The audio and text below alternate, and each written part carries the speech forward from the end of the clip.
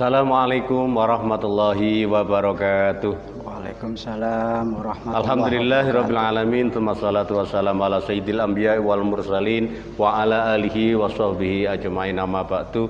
Hadratal muhtaramin para alim yang kami taati, wabil khusus panjenenganipun Kiai Syafaat Muhammad yang hadir di tengah-tengah kita, para pemirsa NU TV Turen yang berbahagia. Pada kesempatan sore hari ini kita bertemu kembali dengan kami NU TV Turen yang disupport oleh Nuker Lazisnu, LTNU, LDNU, MBCNU Turen. Selamat berpuasa kepada para nahdiyin nahdiyat yang berbahagia. Pada kesempatan sore hari ini kita akan membahas tentang wawasan An-Nahdiyah, Aswaja An-Nahdiyah yang akan dipaparkan oleh Al-Mukarram Kiai Syafaat Muhammad, agar panjenengan semua para nahdiyin nahdiyat bertambah wawasannya. Jangan berpindah channel, ikuti terus sampai tuntas bahasan ini. Kepada Kiai Syafaat Muhammad disilahkan, monggo Kiai. Assalamualaikum warahmatullahi wabarakatuh. Waalaikumsalam warahmatullahi wabarakatuh. Alhamdulillahilladzi ja'alana minal muslimin wa ja'alana min ahli sunnah wal jamaah nahdiyah. Wassalatu wassalamu ala sayyidil mursalin sayyidina wa maulana Muhammadin. Diqali Allahumma sholli ala sayyidina Muhammadin tibbul qulub wa dawaiha wa afiatil abdani wa shifaiha wa nuril absari wa diyaiha wa qutil arwahi wa ghidaiha wa ala alihi wa sahbihi wa sallim. Wa qala rabbi shrah li sadri wa yassir li amri wahlul 'uqdatam min lisani yafqahu qawli, amma ba'd. Terima kasih pemirsa NU TV Turen rahimakumullah. Terkait dengan tema yang tadi sudah disampaikan oleh moderator Bapak Solihin, sore hari ini saya diminta untuk menyampaikan sebuah kajian tentang ahli sunnah wal jamaah an-nahdiyah.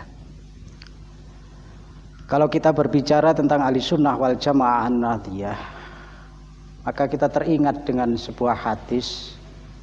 Rasulullah Shallallahu Alaihi Wasallam pernah menyampaikan, sataftariku ummati ala salasin wa sab'ina firqatan, an-najiyah minha wahidah.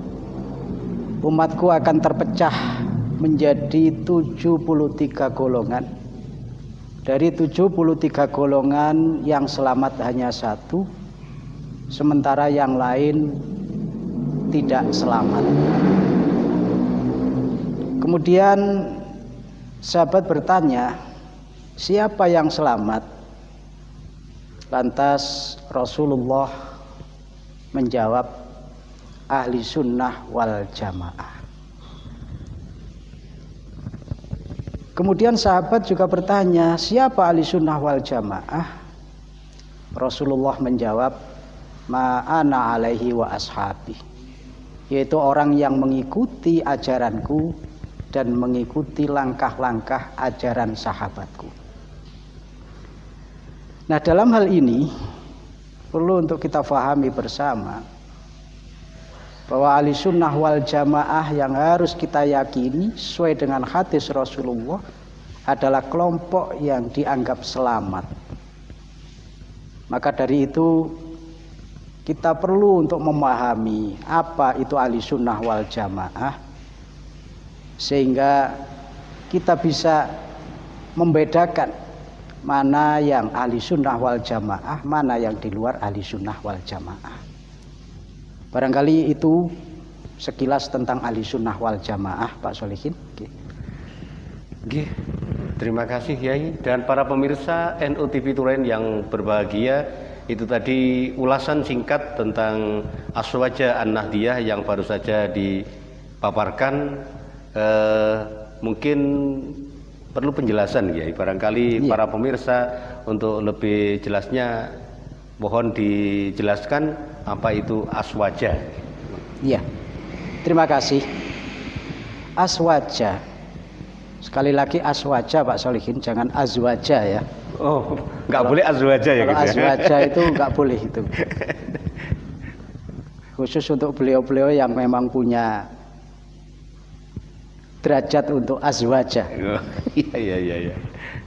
Ini yang kadang di dalam pelafatan seringkali kita kurang bisa membedakan antara aswaja dan azwaja. Okay. Ahli sunnah wal jamaah dalam hal ini, idza utliqat ahli sunnah wal jamaah, maka yang dimaksud ahli sunnah wal jamaah adalah mereka yang di bidang teologi atau tauhid itu mengikuti faham Imam Asy'ari dan faham Imam Abu Mansur Al-Maturidi. Nah, oleh karena itu perlu kita fahami bersama bahwa hampir semua kelompok-kelompok Islam yang berkembang semuanya mengklaim dirinya adalah sebagai ahli sunnah wal jamaah. Maka dari itu perlu untuk kita dasari apa sih ahli sunnah wal jamaah. Karena sebagian masyarakat juga menganggap ahli sunnah wal jamaah itu kelompok yang suka jamaah di musola-musola. Ini juga banyak yang mengatakan semacam itu. Maka dari itu dalam hal ini Nahdlatul Ulama merumuskan bahwa ahli sunnah wal jamaah ada beberapa pengelompokan. Yang pertama di bidang fikih itu mengikuti Imam Syafi'i, Imam Maliki, Imam Ahmad bin Hambal, dan Imam Hanafi. Sehingga di dalam mengamalkan Islam, terutama dalam koridor-koridor fikih, kita harus mengikuti salah satu dari 4 madhab itu. Karena pada hakikatnya dengan mengikuti 4 madhab itu, kita sudah mengikuti Al-Quran dan As-Sunnah. Karena akhir-akhir ini juga banyak yang mengkritisi tentang ajaran-ajaran ahli sunnah wal jamaah. Kenapa kok mesti mengambil dari dawuh-dawuh para ulama? Kenapa kok tidak langsung kita mengambil dari Al-Quran maupun Al-Hadis? Ya memang benar bahwa landasan kita di dalam kehidupan beragama adalah Al-Quran Al-Hadis. Namun sekali lagi kapasitas kita umat Islam secara mayoritas tidak akan mampu untuk mengambil intisari kajian-kajian agama langsung dari Al-Quran, langsung dari Al-Hadis. Makanya di dalam hal ini kita sudah diberi sebuah sajian yang siap pakai, yaitu melalui imam-imam madhab tersebut. Tata cara sholat menurut pandangan imam madhab bagaimana, termasuk hal yang paling urgent yang saat ini juga menjadi problematika para wanita, tentang tata cara hitungan haid dan lain sebagainya. Nah itu kalau langsung mengambil dari Al-Quran, di satu sisi kapasitas keilmuan kita tidak mampu untuk memahami secara utuh kandungan Al-Quran dan Al-Hadis, maka kita patut bersyukur di mana ulama sudah menformulasikan panduan-panduan di dalam mengamalkan ibadah sehari-hari. Barangkali itu Pak Solihin. Termasuk di dalam Al-Quran juga tidak disebutkan bahwa sholat duhur itu harus 4 rakaat.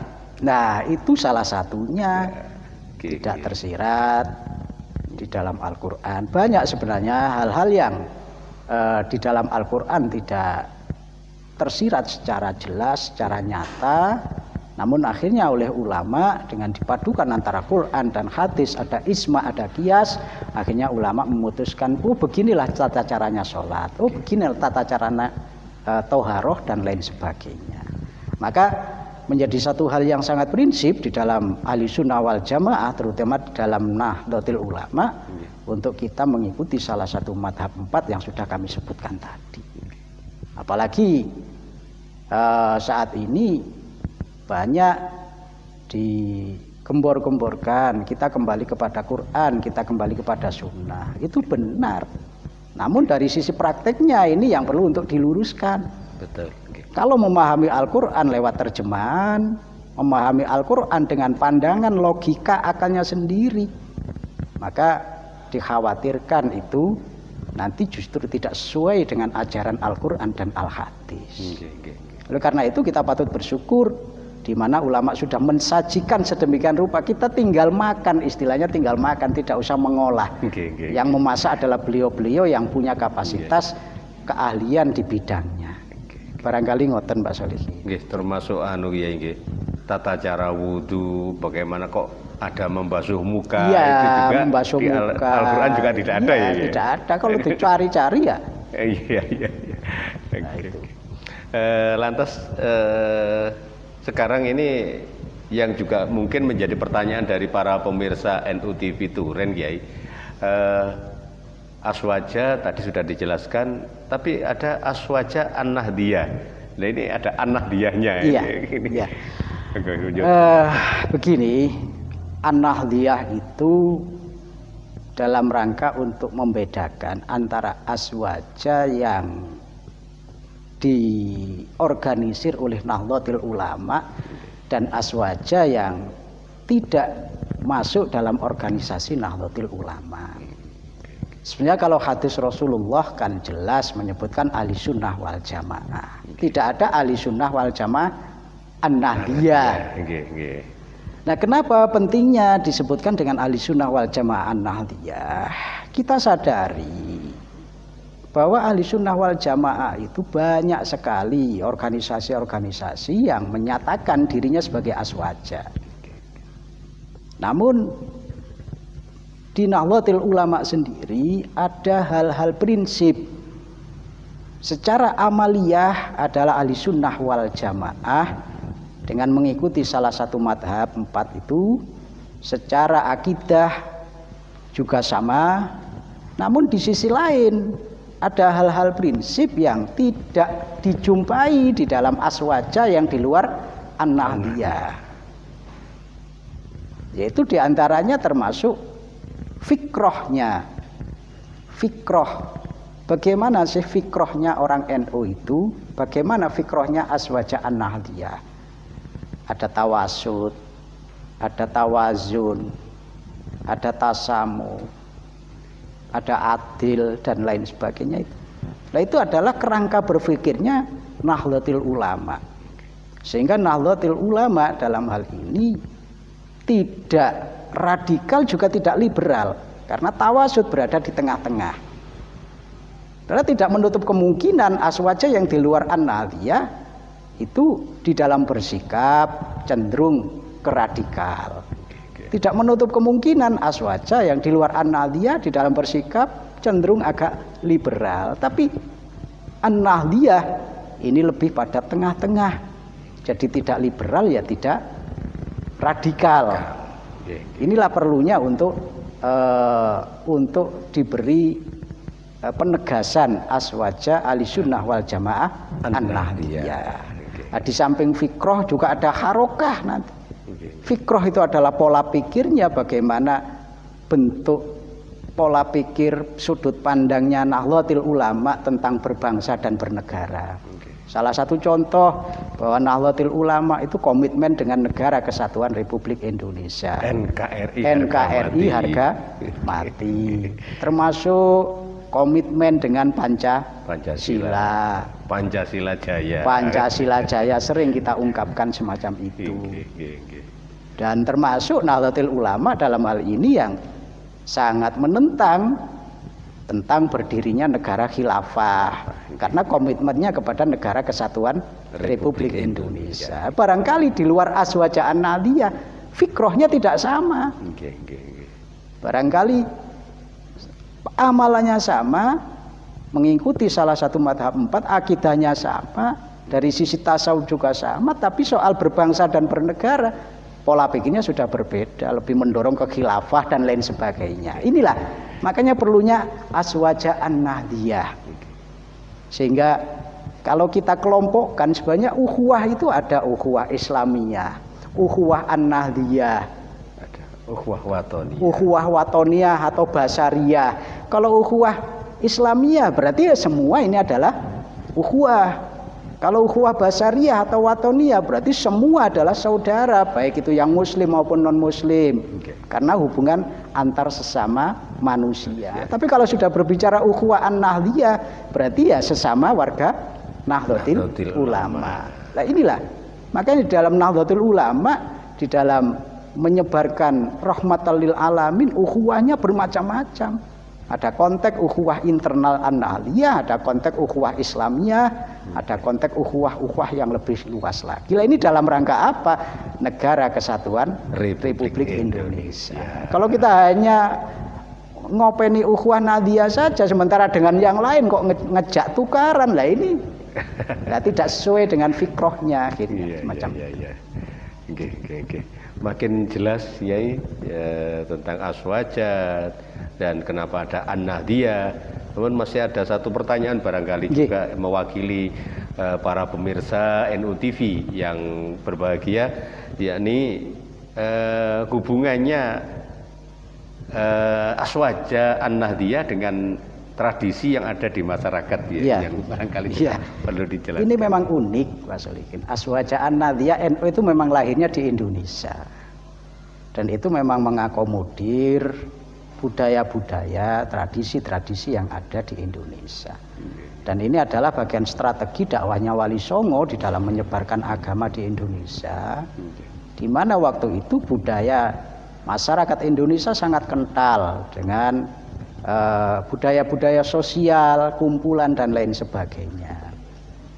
Maka dalam hal ini NU meneruskan perjuangan Wali Songo selama tradisi-tradisi itu tidak bertentangan dengan agama, maka patut layak untuk diteruskan. Ada sebuah keterangan la yambaghi al-khuruj min adatin nas illa fil haram. Tidak baik keluar dari adat istiadat masyarakat setempat kecuali kalau memang di dalamnya ada unsur haram. Salah satu contoh nyuwun sewu, di beberapa daerah itu ada adat kalau ada orang kematian kemudian sambil menunggu jenazahnya diadakan melekan, dan melekannya itu diisi hal-hal yang haram, dipakai remi. Dan itu sebagian daerah ada yang reminya tidak hanya remi sebatas untuk main agar supaya betah melek, tapi reminya sudah masuk ke ranah perjudian. Lah hal-hal semacam inilah adat-adat yang perlu untuk kita luruskan, bagaimana tidak diisi dengan hal itu, nuansa melekannya tetap ada, ya mungkin diisi dengan kegiatan-kegiatan yang lebih agamis. Dan barangkali banyak itu contoh-contoh yang kita jumpai di tengah-tengah masyarakat. Saya teringat dulu itu ada sebuah adat tentang apa itu kalau panen, ada istilahnya apa itu Pak Solihin? Metik apa itu, miwiti itu loh. Iya, itu kadang ada semacam yang disajikan sajen, itu sajen, kemudian ditaruh di pinggir sawah. Pinggir sawah. Nah itu kan tabdir, mubadir. Nah itu bagaimana diarahkan kegiatan itu bisa berjalan tapi sesuai dengan norma-norma agama. Mungkin akhirnya forumnya bukan forum semacam itu, diajak masyarakat kumpul selamatan katene musim panen, berdoa bersama, bagian dari rasa syukur kepada Allah Subhanahu wa taala. Dan itu termasuk pentingnya kita berdakwah yang selama ini sudah dilakukan oleh Nahdlatul Ulama ala Wali Songo. Jadi tidak merta-merta kemudian mereka kita salahkan, mereka kita kufurkan. Ya memang di satu sisi itu memang berakibat kufur, tapi kalau di sisi lain bisa diarahkan, maka nilai-nilai budaya, nilai-nilai sosial tetap bisa kita pertahankan, di satu sisi muatan-muatan agama bisa kita masukkan. Jadi intinya adat itu penuh dengan syariat, budaya juga penuh dengan nuansa-nuansa agama. Barangkali itu. Begitu para pemirsa NU TV Turen yang dirahmati Allah, penjelasan yang begitu gamblang dari Kiai Syafaat Muhammad tentang wawasan Aswaja An-Nahdiyah.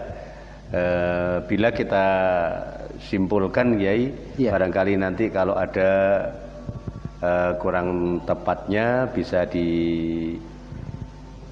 disempurnakan. Antara lain yang sudah dipaparkan jenengan tadi, kesimpulannya adalah bahwa Aswaja sebetulnya itu banyak organisasi-organisasi yang mengaku Aswaja, namun tidak sama dengan Aswaja yang kita anut. Iya. Kemudian kita juga penting untuk menampilkan atau menonjolkan atau memperlihatkanlah Aswaja kita adalah Aswaja An-Nahdiyah. Apa ini yang khusus An-Nahdiyah yang dipelopori berdirinya oleh Hadratul Syekh Hasyim Asy'ari niku ya? Iya, benar. Jadi begini Pak Gin, setelah kita memahami tentang Aswaja, tentang An-Nahdiyah, maka yang tidak kalah penting adalah bagaimana kita meyakini bahwa Aswaja An-Nahdiyah atau Nahdlatul Ulama ini adalah sebuah organisasi yang benar. Ini penting untuk terutama warga Nahdlatul Ulama, sehingga dengan pola pikir, dengan harokah yang sama. Harokah itu dalam hal ini, Nahdlatul Ulama itu kalau kita artikan adalah kebangkitan Nahdlatul para ulama. Maka di dalam Nahdlatul Ulama, pengambil kebijakan tertinggi ini adalah para ulama, para kiai. Makanya ada slogan derek kiai sampai mati. Kenapa kok para ulama? Kenapa para kiai? Karena al ulama warasatul anbiya. Kita tidak pernah bertemu dengan Rasulullah, tapi di satu sisi alhamdulillah karena ulama kita bisa sholat, kita bisa berpuasa. Andai tidak ada ulama, barangkali kita tidak akan menjadi orang yang bisa melakukan sholat. Nah, karena NU ini adalah pengambil kebijakan tertingginya adalah para ulama, maka harus kita yakini seyakin-yakinnya bahwa kita sudah benar mengikuti ahli sunnah wal jamaah An-Nahdiyah. Maka tidak dibenarkan juga bila mana ada orang mengatakan ahli sunnah wal jamaah An-Nahdiyah, tapi gerakannya tidak mengikuti dawuhnya para ulama, tidak mengikuti organisasi Nahdlatul Ulama. Bahkan mencemooh. Di satu sisi yakin NU itu adalah kelompok yang benar, tapi di sisi lain kok cenderung pada gerakan di luar Nahdlatul Ulama. Ini perlu dipertanyakan. Makanya patut kita itu untuk berbangga diri menjadi warga Nahdlatul Ulama, karena kita yakini bahwa organisasi ini adalah organisasi benar, organisasi yang selalu dituntun oleh para alim ulama. Sehingga kami berharap dengan pemahaman yang utuh, sekali lagi kita bangga menjadi warga Nahdlatul Ulama. Kita tidak mudah pikiran kita silau dengan gerakan-gerakan di luar Nahdlatul Ulama yang secara fikrohnya tidak sama dengan Nahdlatul Ulama. Barangkali begitu Pak Solihin. Terima kasih penjelasannya Kiai. Para pemirsa NU TV Turen yang dirahmati Allah, bahwa siaran ini disupport oleh Nuker Lazisnu, LTNNU dan LDNU MBCNU Kecamatan Turen. Materi tadi mudah-mudahan yang sudah begitu gamblang dijelaskan oleh beliau Kiai Syafaat Muhammad menambah wawasan kita sebagai warga Nahdiyin, lebih memperkokoh kita jiwa ke-NU-an kita, membangkitkan semangat kita agar kita semua tidak mudah goyah atau mudah kena rayuan dari kelompok-kelompok di luar Nahdlatul Ulama. Karena Nahdlatul Ulama sebagaimana dawuhnya Kiai Syafaat tadi adalah sebuah pilihan yang benar kalau kita sudah ada di sana. Karena juga menjaga ukhuwah yang begitu banyak, ukhuwah Islamiyah dijaga, ukhuwah watoniyahnya dijaga, ukhuwah basariyahnya juga dijaga. Bahkan untuk watoniyahnya sampai NU memiliki slogan semboyan NKRI harga mati.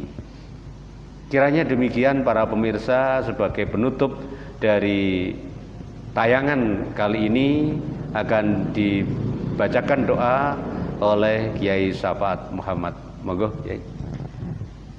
Mudah-mudahan apa yang kita lakukan bermanfaat, dan di musim corona semoga Allah Subhanahu wa taala segera mengangkat musibah ini. Amin, amin. Kita semua diberi kesehatan zahiran wa batinan. Amin. Dan mudah-mudahan aktivitas bisa berjalan dengan normal kembali. Amin. Semuanya diberi keselamatan, anak cucu kita, keluarga kita, saudara kita, utamanya warga Nahdlin, muslimin, muslimat di Kecamatan Turen, dan warga negara Indonesia diberi keselamatan. Al-Fatihah. A'udzubillahi minasyaitonirrajim. Bismillahirrahmanirrahim. Iyyaka na'budu wa iyyaka nasta'in.